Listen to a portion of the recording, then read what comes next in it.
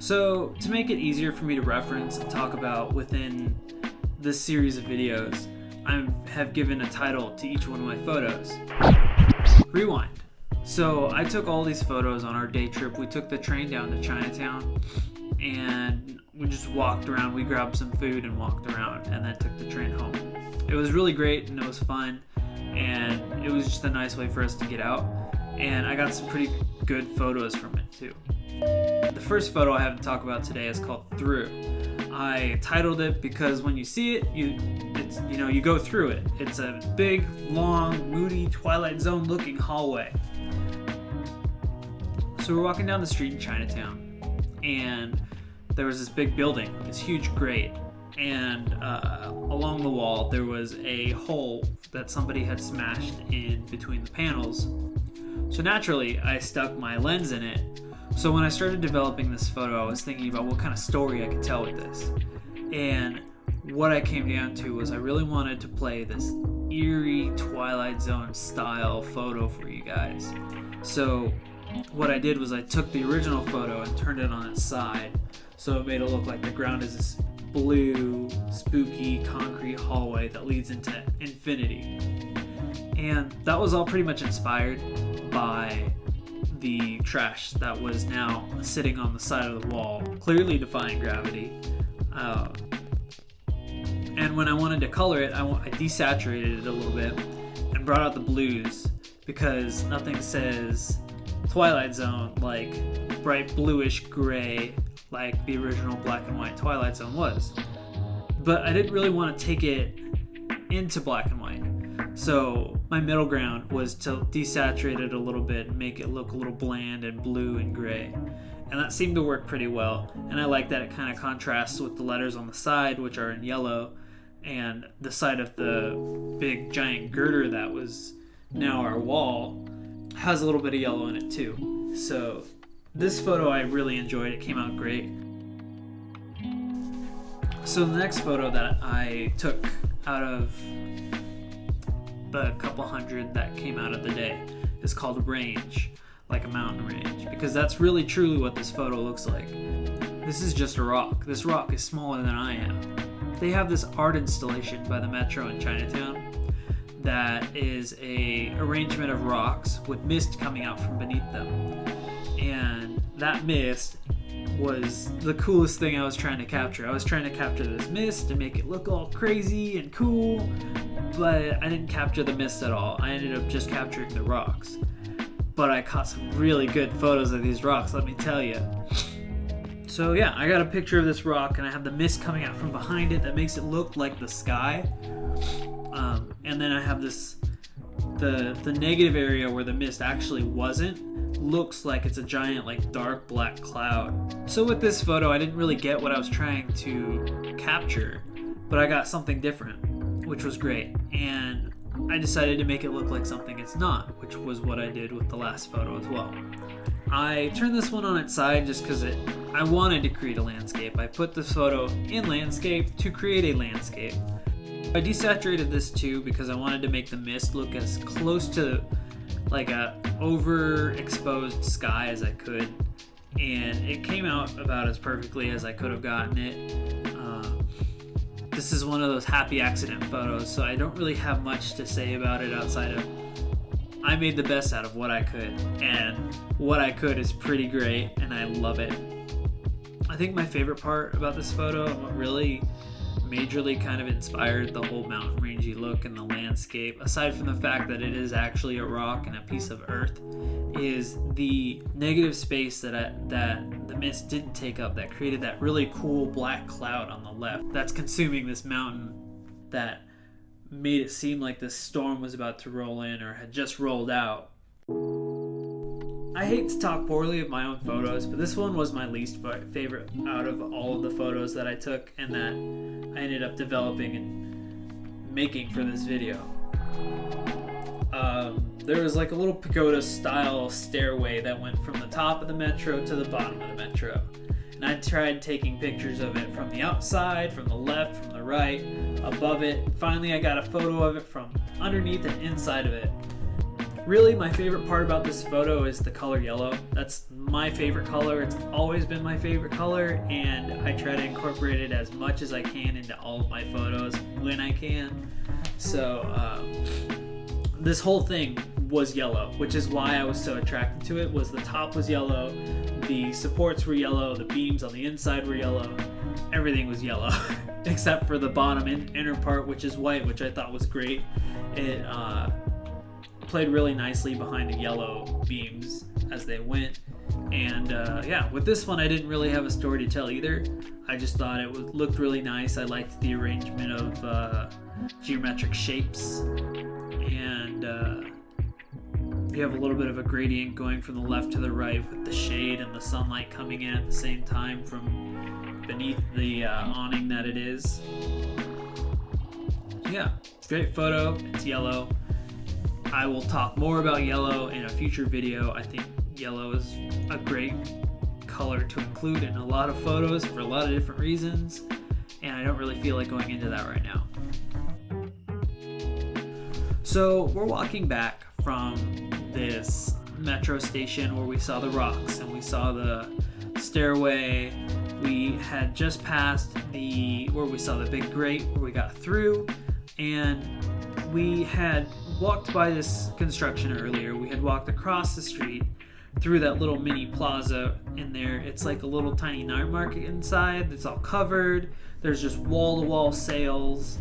So I just wanted to take a snapshot of men at work. You know, it's just a cool thing you don't see often. Is just a tractor. What is that?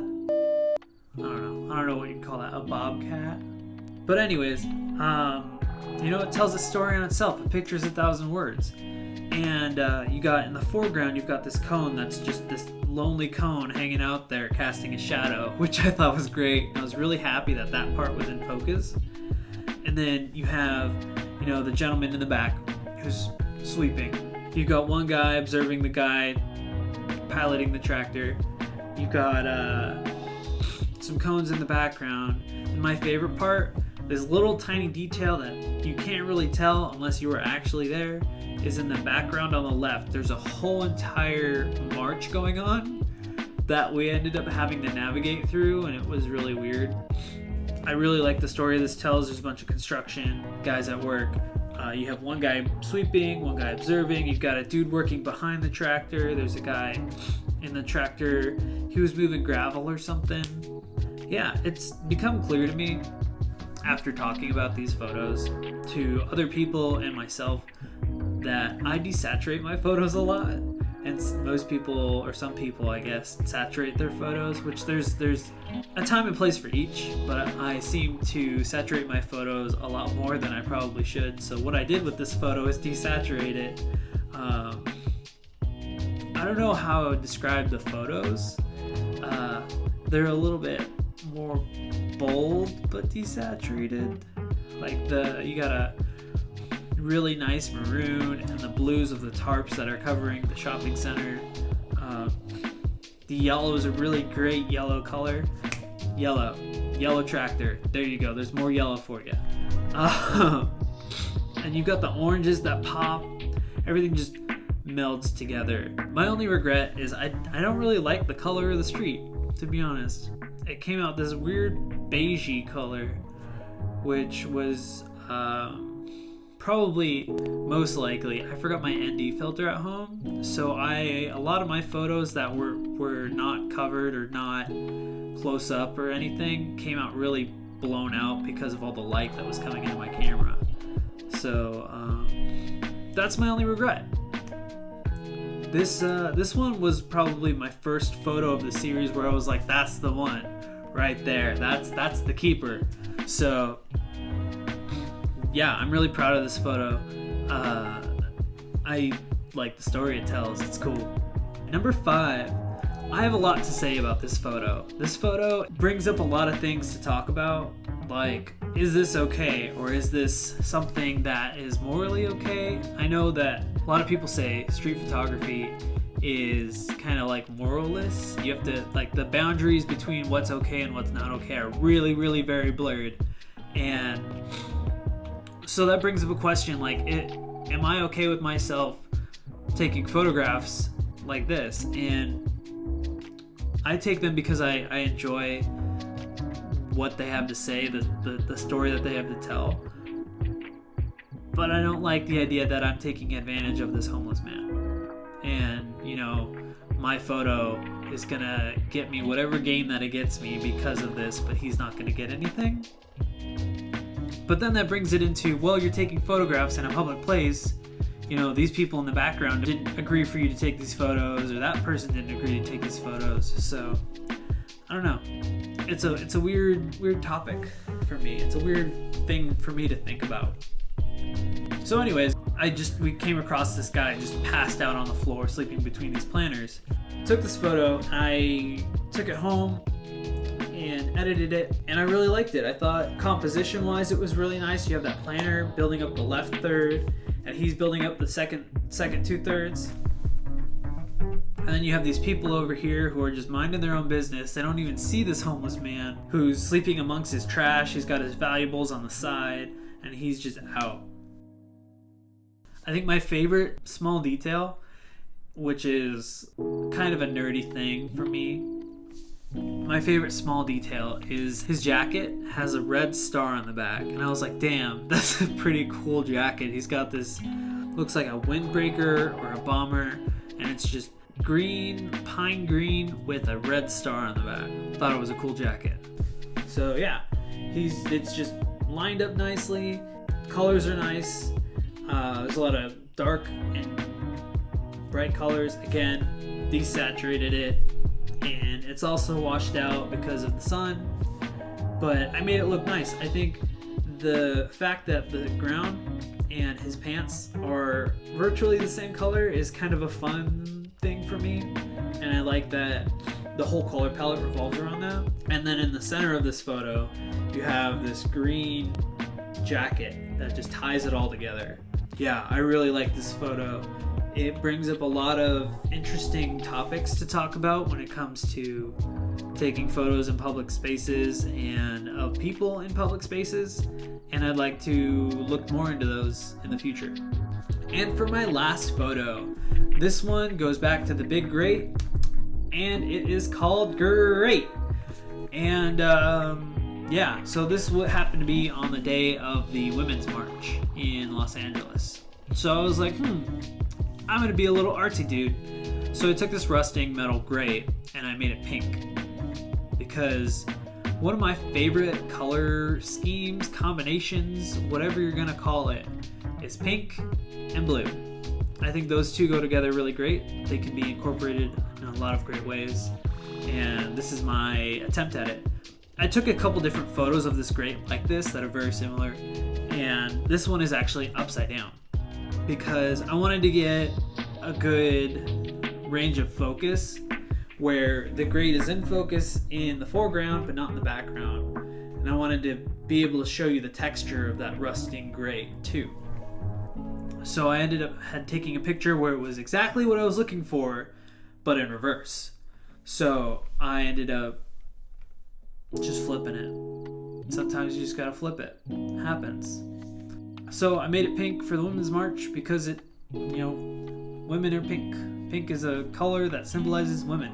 So what I really liked about this photo is that I really got to show the textures and all those rusting qualities of this giant grate on the side of this building. And that combo of blue and pink is really the best part of this photo. I really enjoyed. There's a lot of really good leading lines because of the holes in this grate, because they're all set up in a sequence, and they lead all in sorts of different directions. They're going up, down, left, right, and that also seems to be a theme for this set of photos. So I think I'm going to call this video the Twilight Zone video. It's just everything behind these photos. They're sideways, they're up, they're down, they're left, they're right, they're going into infinity, coming at you, coming behind you, and then there's that one photo of these guys just working. And they're all great. They're great photos. They're definitely representations of my different kinds of styles that I like to shoot. When I'm shooting, just candids, when I'm shooting people on the street, when I'm shooting things that I want to make look abstract. So all of these photos are different representations of my styles, and I'm really looking forward to elaborating on these styles and sharing these things with you guys. So, something that my girlfriend told me not to forget this time. Don't forget to look down at the bottom of this video and like, subscribe, and click that little notification button too. There's a little notification button that tells you when I upload a video. Do that. Thanks for watching, guys.